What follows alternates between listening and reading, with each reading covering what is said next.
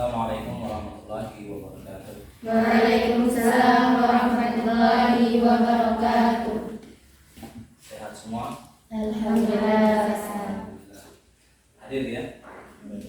Semuanya. Oke, bismillahirrahmanirrahim. Ini pimpin dulu doanya.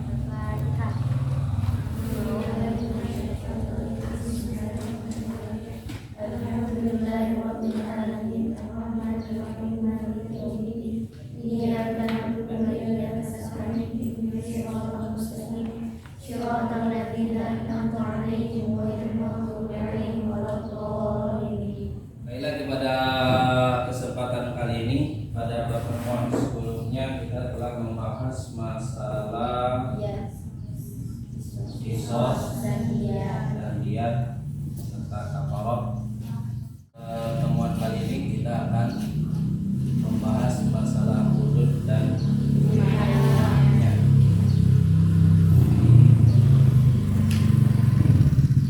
Oke, pengertian hudud bisa kalian lihat baik itu di dalam LKS kamu dengan di depan. Yang pertama, hudud. Pengertian hudud itu sendiri bentuk jamak dari kata had yang artinya pencegahan.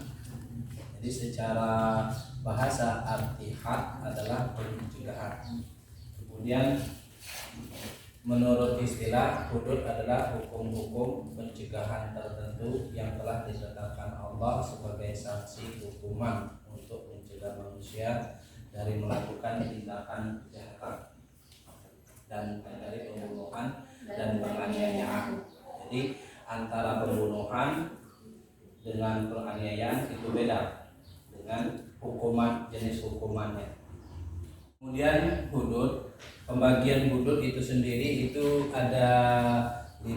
Yang pertama zina, yang kedua qazaf, kemudian yang ketiga minuman keras, yang keempat mencuri, kemudian yang kelima merampok,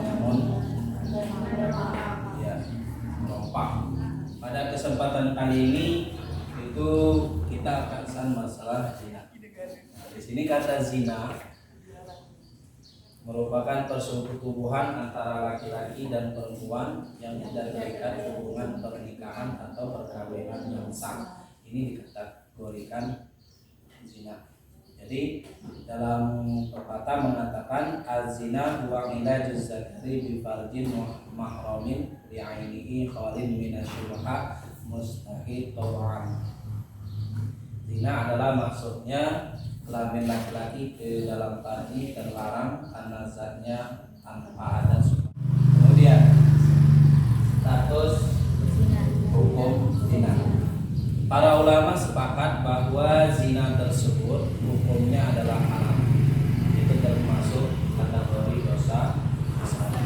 Sebagaimana firman Allah dalam surat Al-Isra ayat 32 yang berbunyi wala taqrabuz zina innahu kana fahishan wa sa'a sabila. Itu ya. Janganlah kamu mendekati zina. Sesungguhnya zina itu perbuatan keji dan sejelek-jelek jalan, suatu jalan yang buruk. Di mana letak kita mengetahui bahwa perbuatan zina tersebut haram, maka kita perhatikan di dalam Quran tersebut, yaitu dalam kata wala taqrabu. Wala taqrabu itu fi'il nahi. Fi'il nahi yaitu berupa larangan. Nah, dan ini juga berkaitan dengan kaidah usul fikih. Apa? Yaitu al aslu fin nahyi tahrim. Hukum asal di dalam larangan itu menunjukkan haram, maka dikatakan hukumnya menjadi haram. Selanjutnya dasar penetapan hukum zina. Penetapan hukum zina dapat digunakan untuk menetapkan bahwa seseorang telah benar-benar berbuat zina. Penetapannya yang pertama itu harus adanya 4 orang saksi. 4 orang saksi yang hadir yang menyaksikan mereka harus sama dalam hal tempat, waktu, pelaku dan melakukan perbuatan zina. Maka di dalam Quran surat An-Nisa yang bunyinya ada situ. Coba baca ayatnya. Bismillahirrahmanirrahim. Walladzina ya'tinal fahishata min nisaikum fastahsidu 'alaihinna arba'atan minkum. Fa in shahidu fa amsikuhunna fil buyuti hatta yatawaffahunna al-mautu aw yaj'alallahu lahunna sabila. Jadi di dalam Quran surah An-Nisa ayat 15, dan para perempuan yang melakukan perbuatan keji di antara perempuan-perempuan kamu, maka hendaklah mereka ada 4 orang saksi di antara kamu yang menyaksikannya. Jadi kalau ingin dihukum orang yang melakukan zina tadi harus mendatangkan saksi. Apabila telah memberikan kesaksian, maka kurunglah mereka dalam rumah sampai mereka menemui ajalnya. Ini sebagai hukuman, berarti di situ adalah hukuman pengasih sampai Allah memberikan jalan yang lain. Nah, ini juga bertepatan dalam Quran surat An-Nur. Kemudian yang kedua, bisa ditetapkan hukuman zina itu harus pelaku zina mengaku, yaitu pengakuan pelaku zina sebagaimana yang telah dijelaskan oleh hadis dari Jabir radhiyallahu anhu, bahwa seorang laki-laki dari Bani Aslam datang kepada Rasulullah dan menceritakan bahwa dia telah berzina. Pengakuan ini diucapkan, 4 orang tersebut dirajam. Kemudian syarat-syarat yang dijatuhkan had, syarat-syarat dilakukan had zina. Yang pertama, pelaku zina itu sudah balik dan berakal. Sudah balik berarti bukan anak kecil. Kemudian kalau berakal bukan orang gila. Dalam artian ketika dia melakukan perbuatan zina itu memang benar-benar tanpa paksaan. Yang kedua, perbuatan zina itu tanpa dipaksa, atas kehendak sendiri melakukannya dengan sadar. Kemudian yang ketiga, pelaku zina mengetahui bahwa konsekuensi dari perbuatan zina itu adalah had, yaitu hukuman. Maka kalau yang zina laki-laki perempuan yang belum menikah itu namanya disebut dengan zina wairomo.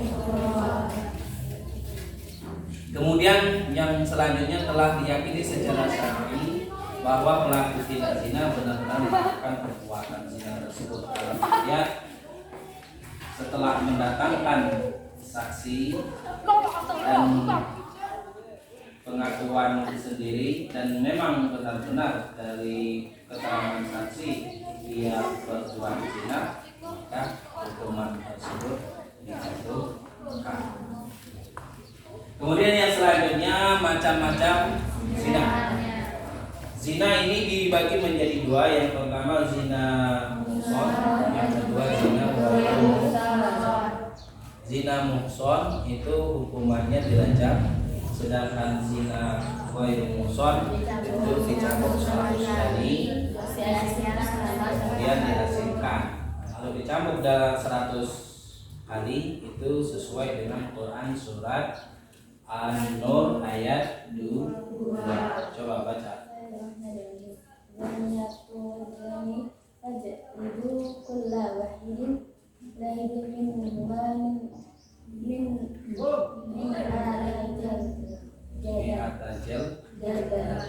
ولا تأخذكم بهما رأفة في دين الله إن كنتم تؤمنون بالله واليوم الآخر.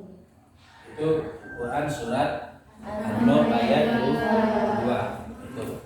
Jadi hukuman rajam baik laki-laki dan perempuan yang melakukan perbuatan zina, maka masing-masing dari keduanya itu dihukum cambuk sebanyak 100 kali. Oke. Yang selanjutnya hikmah diharamkannya zina. Hikmah diharamkannya zina yang pertama itu untuk memelihara dan menjaga keturunan dengan baik. Dalam artian ketika seseorang menghindari perbuatan zina tersebut berarti dirinya telah menjaga yang pertama adalah kehormatan. Terus menjaga juga buruknya dari keturunannya nanti. Karena yang kedua yaitu menjaga harga diri dan kehormatan manusia. Dalam artian ketika seseorang menghindari perbuatan zina berarti dia telah menjaga diri, baik itu menjaga diri sendiri maupun menjaga orang lain. Nah, hikmah yang ketiga yaitu menjaga ketertiban dan keteraturan rumah tangga. Dalam artian ketika seseorang itu menghindari perbuatan zina, maka dia telah menjaga ketertiban rumah. Kemudian memunculkan rasa kasih sayang terhadap anak yang dilahirkan dari pernikahan yang sah. Ini daripada hikmah diharamkan yang perbuatan zina. Oke, sampai di sini kira-kira ada sesuatu yang belum dipahami? Ya. Apabila persetubuhan dilakukan dengan cara aman atau apakah masih sesuai? Ya. Apakah ada yang bisa menjawab? Ya. Perbuatan yang seperti itu tetap masih dikatakan haram apabila berupa wanita lain yang bukan istri, termasuk hubungan bebas antara remaja.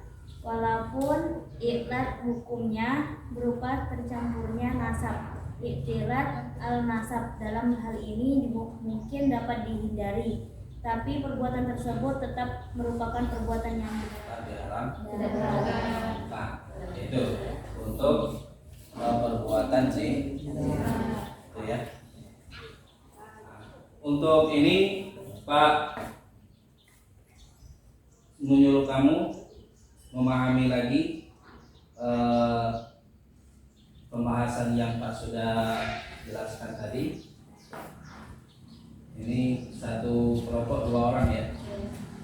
Nanti kalian pahami apa yang bisa kamu pahami di situ nanti bisa disampaikan.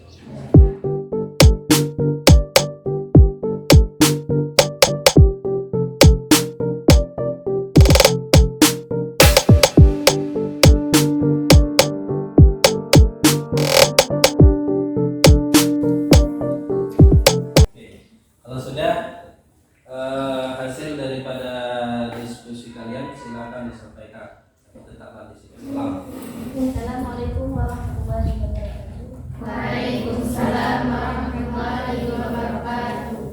Berikutnya dari sini akan menjelaskan pengertian istilah. Hudud adalah hukuman pencegahan tertentu yang telah ditetapkan Allah Subhanahu wa taala sebagai sanksi hukuman untuk mencegah manusia dari melakukan tindakan kejahatan selain pembunuhan dan penganiayaan.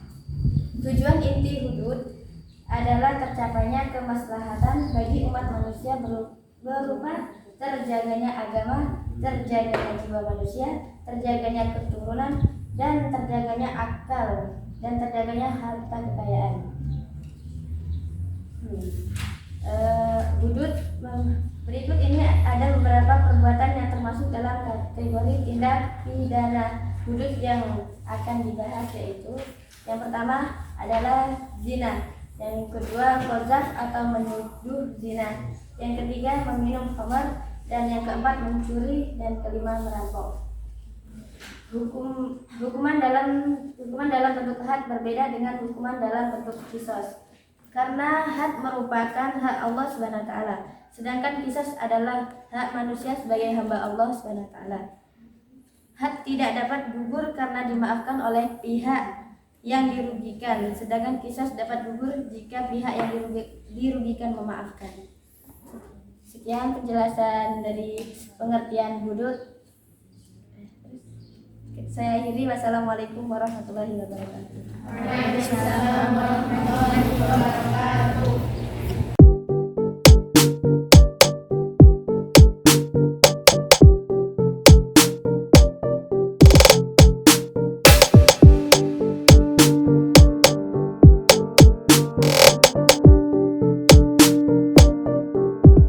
Itulah tadi pembahasan kita tentang masalah pengertian zina dan sampai ke hikmah-hikmah.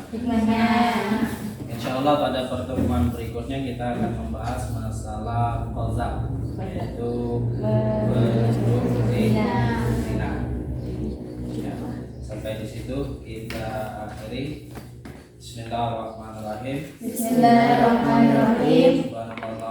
Subhanallahumma Wa bihamdika la ilaha illa anta asyhadu an la ilaha illa anta astaghfiruka wa atubu ilaik. wa atubu ilaik. Assalamualaikum warahmatullahi wabarakatuh. Waalaikumsalam warahmatullahi wabarakatuh.